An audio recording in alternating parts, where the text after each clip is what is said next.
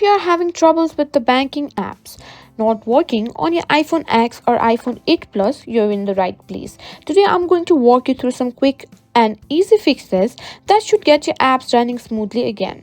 And let's dive right in. First things first, let's try restarting your phone. Sometimes all it needs is a quick refresh. To restart your iPhone X or 8 Plus, press and hold the side button along with the volume down button until you see the slider.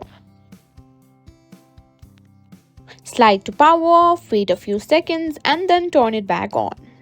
Next up, make sure your iOS is up to date. Outdated software can cause compatibility issues with apps. To check for updates, go to Settings, tap on General, tap on Software Update. If there's an update available, go ahead and install it. Now let's update the banking app itself. Open the App Store, tap on your profile and scroll down to see a banking app. And if there is an update available, simply update it. If it doesn't have, let's move on to the next step.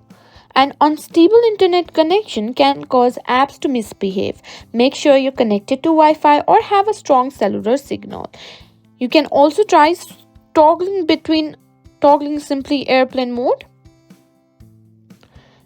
and turning on Wi-Fi back on again, or cellular data if you're on cellular. If the app is still not working, try uninstalling and then reinstalling the app again. Press and hold the app icon until it jiggles. And you can see the remove app button. And simply click on delete app.